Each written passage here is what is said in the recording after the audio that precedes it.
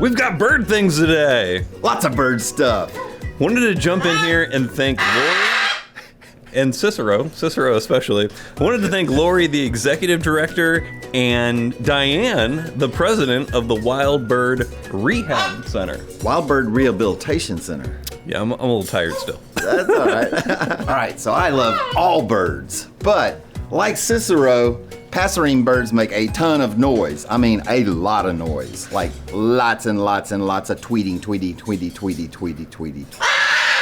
Cicero's on a bender this morning. Wild Bird Rehab is the only songbird avian hospital in the state of Missouri. And I just learned about them. Didn't even know they were a thing, but they've been around for 30 years. And they could definitely use our support. Hey, if you guys are local to St. Louis, or if you're even anywhere in the country, consider going to their website and checking out their volunteer opportunities. But also, let's support them, because if you love passerine birds, and I mean all those little Tweety birds, those songbirds that are so nice, click on it and consider volunteering or donating. And enjoy the video. Enjoy this video, yes. Pure chaos. Lots of chaos. On an annual basis, they take in around 2,000 birds. And last year, they saw 102 different species through these doors. All right, thank you very much. Okay, oh great, I'm gonna take him back to medical. Thank you so much. So this is a new intake, and this is the medical facility back here. We'll get some more video from back here. Oh, we have a red belly out. Oh, shut the door. We'll need a net. Michael? Huh? Catch the bird. Well, we're gonna let her catch the bird because she knows where it's at. So there's the siblings right there. And there's one out in the lobby. Yep, there they are. Oh, hi. Hey, birdie. So what was in the box that was just brought in? A robin, spicy robin. She Oh, went okay. back out to get. Come here, dude. From the gentleman. She's on our pickup team. All right, come here. We're gonna hold you guys for a minute. Got some really good barehanded catches in the other room too. I tell you what, these guys need to be bare hands for in. I mean, this is barehanded catching. Yeah. She's double fisting. Yeah. We used to think that was just a bar term for beer. Yeah, right. Yeah. One's for woodpeckers. Yeah, these Yeah. are red-bellied woodpeckers. Oh, wow. So I'm really loving the controlled chaos of all of this. They do an amazing job. Like, to them, they're just ebbing and flowing and dancing with the situation. I'm like trying to stay out of the way. Like, this is uncharacteristic for me to try to stay out of the way. By the way, whenever I volunteer here, I'm definitely investing in earplugs because this is driving me crazy. Nice, I like it. So this is Darby, and she takes care of the medical intake and takes care of a lot of the birds that have medical issues. So why don't you just introduce yourself real quick to us and let us know what you do and how you do it and how you came about to be here. Sure. Yeah, my name's Darby Turner. I'm the director of rehabilitation for Wild Bird Rehab. Right now I'm taking care of some of our injured adult birds. So all of these birds came in with injuries, or maybe a cat got them and they need to be on antibiotics. That's a pretty common problem we see. As well as window strikes, hit by car. That's often an issue that we see with the adults. Can Cole slip in real quick and could you show him the hummingbirds? Yes. I think that's very interesting. I was telling Lori earlier about the hummingbirds that typically we don't get injured hummingbirds. Like, people don't call us out for that. People call us out for birds in big spaces, and so typically when we go out to do a bird removal, there's nothing wrong with the bird, and so we just look to make sure it's okay, and then we turn it loose outside, because why bother somebody, use up somebody's resources? Are these cardinals? Cowbird and cardinal. So cowbirds normally will lay their eggs frequently in the cardinal nest and house finch nest. So we'll get like a whole family of baby cardinals, and there'll be one cowbird in the mix. And the cardinals have dark fuzz; they look exactly the same. But then the cowbirds have the light fuzz. Diane, how long have you been here again? Almost 25 years. I can tell there's like a surgeon like precision with your ability to feed those birds. I'm like, Vicky, this is Cole and Michael. This is Vicky. Hey, Nikki, how are you? I'm good. We don't mean to be taking up so much space. No, this is very important for us to have the exposure. So I like how we both noticed that. okay. I know. Is there one bird in particular that loves to escape, or is it all? All of them. If it's a bird, it's a certain age, obviously, when they're feathered, and that's when we know to advance them to a different cage. From an incubator to a basket to a cage. When everybody's escaping.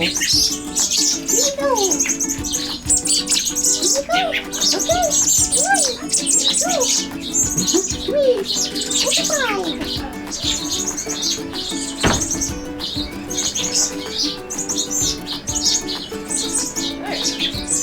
Where does he go? Touchdown! Touchdown. Don't. Oh, Michael. They hang. It's overwhelmed. You don't want to squish him. Good job. Oh, they're so. These aren't parrots, Jenna. Yes, they are. Oh, the other one just flew to your fist? Hey, Disney princess?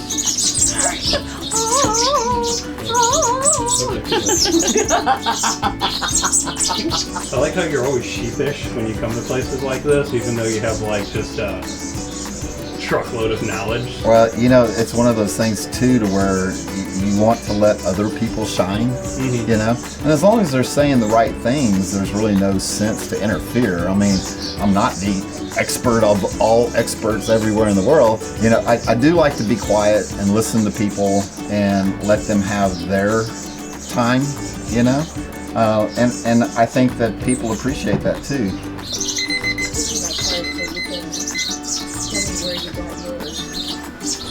Bird's done cooking. Yeah. So we put the timers on so when we know when to, when we need to start feeding again. So these are for the very babies, Yes. the incubators? Yes. Oh, wow. Maybe it would turn into that. I don't know. These are baby red belly woodpeckers. Baby red-bellied woodpeckers. They are so ugly only a mother could love. I hear that about me, too. Yeah. These little birds in the incubator also need to have water, and we use a paintbrush to give them water. Oh, wow.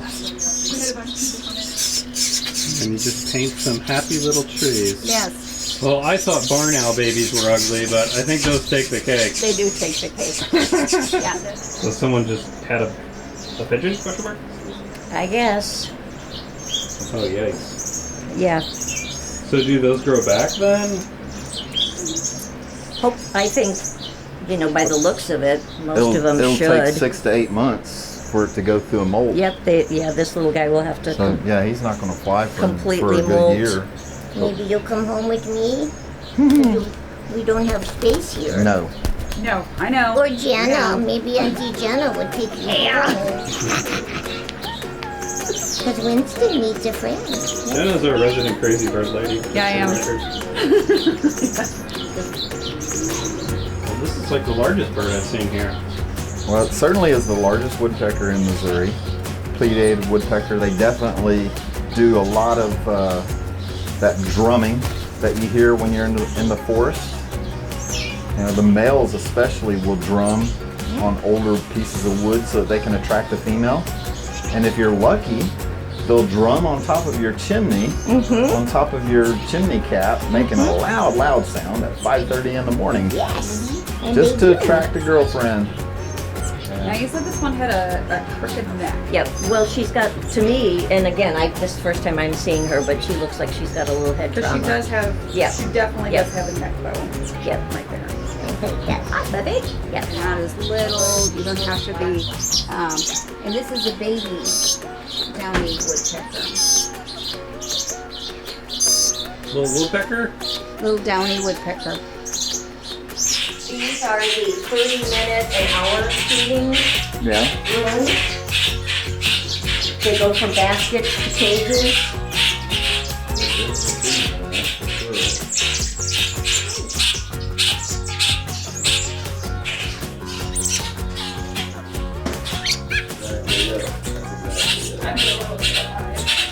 On the scale of intelligence, though, the blue jay is way up there with the crow, and they're both corvids, but very, very intelligent birds. They can learn a lot of behaviors. And so when they get into the human environment, especially the urban environment, they definitely learn how to exploit humans for food. And they're so pretty that nobody is offended by the exploitation. So for all the Hunger Game fans, is the Mockingbird the same as the Mockingjay? I'm not sure if the Mockingjay is a true bird, but they are very similar. They will mock. But I'm not entirely sure if that was made up for the plot. Okay, is Jennifer Lawrence here? I can ask her. Yeah, I just missed her, Oh, did actually. I? She was here earlier, you know? When Cole asked to get footage of birds with the cage door open.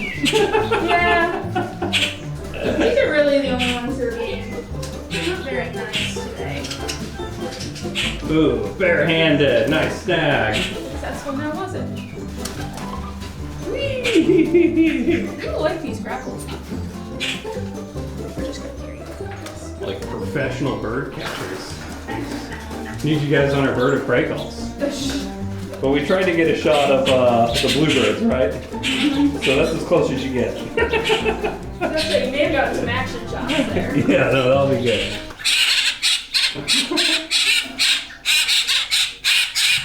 I really, really love one particular bird that I know that you'll be getting in soon, the chimney swift. And so I wanted to know, what would I need to do to become a volunteer up here? Thank you for asking. So essentially our process is that we have an online application that you fill out to tell us a little bit about yourself. See if I'm crazy. And your interests. No. See if I'm eccentric. See if you love our birdies. Okay. We get you into an orientation class so that you can learn about what we do and how we do it. And then if you want to feed babies, we have a second class. It's a nursery class, but teaches you very specifically how to take care of the baby birds. That is a well laid out plan, super easy to become a volunteer here. If you watch this video and you become a volunteer up here at the Wild Bird Rehabilitation Center, every 10 hours that you volunteer, I'm going to commit to an hour myself. And so, especially during baby chimney swift season, I don't mind getting hot and sweaty out in the aviary feeding hundreds of baby chimney swifts. I know, it's exciting. That's what my Rosemary was my crow's name. She used to call my name like that. So Michael, what do you know about crows? Well, being raised in rural Louisiana, crows definitely have their young earlier than most birds, except for owls. Owls have their young the earliest. But when I was a little boy, about 9 years old, a baby crow fell out of its nest, and so I rescued it, and we never kept it in a cage or anything. We just fed it outside, and it stayed with us for like 7 or 8 years until it found a boyfriend, and then it flew off and had its own family. Crows are very intelligent. You can teach them to talk. Most of the corvids are very intelligent. I love crows. They're really cool. This is like what it'd be like if I was visiting you in jail. He definitely had not been fed because I saw him the day after he came in and his fecal wasn't good. So It was eggs. green. They love egg yolk. Yep. Her first was Josie. Hey there. So I always send her videos. How are you? Look what I got. You have to come get it if you're gonna get it from me. Come here. Okay. Is that good? You want some more? I can hear that if there's a baby in the neighborhood. Oh yeah. You can hear it. You Or cue blue in on it. jays. Oh, totally. What's the difference between crows and ravens? Two different species. Two different species? Yes. Are they? It's like lemurs and chimps. Okay. One You know? considerably larger than the Oh, other. yeah, the much voices larger. are lower. Ravens, maybe 7 times larger than the crow. They've got much bigger, thicker, broader, different kind of beak. Like where that crow's beak is shaped like a spear, a raven's beak is more shaped like a hammer kind of, because they use it for opening things. But yeah, they're two totally different species. The only thing they have in common is they're black. I'm ready to come back whenever the chimney swifts are ready to go. You got it. I don't mind getting sweaty for chimney swifts. We're going to do a little video with Cole about how easy it is to do the online process for the volunteership. Oh, thank you. Okay. And then on Wednesdays, me and Jenna are going to jump in our car and we're going to drive out here. We're going to get some social media posts and we're going to start helping in that area. Yay! That's even better. So yeah, I think it's a good little plan coming together. You know? Oh, you guys are amazing. And I'll say it again, as busy as I am, I think I have 4 hours a week that I can come brother. out here and help. Amen. And I think that everyone that watches this video, if you care anything about baby birds, if you like baby birds even a little bit, it's your mission to come volunteer and feed some baby birds. Yeah, I'm hoping we can come back too and see more, because I'll tell you what, I really loved the experience, but it was overwhelming. It was overwhelming. It wasn't. You know, as a matter of fact, I was thinking too that whenever me and Jenna come back out to grab social media content, we're probably going to do it species-wise. We're just going to focus on one species at a time. For a volunteer, you're just going to be in one specific area, so yeah, it won't necessarily be overwhelming. It was a good overwhelming too. Yes. I mean, it was definitely well-controlled chaos. You weren't there when the woodpecker flew on me. Oh, it got on you, huh? Yeah. It was crawling up Cole. Yeah. Nice. Well, Cole is as big as a tree. Thanks. There's Thanks. a volunteer leaving. Thank you, Mary. Bye, Mary. Bye, Mary. Nice meeting you. Bye, Mary. Shout out to Mary.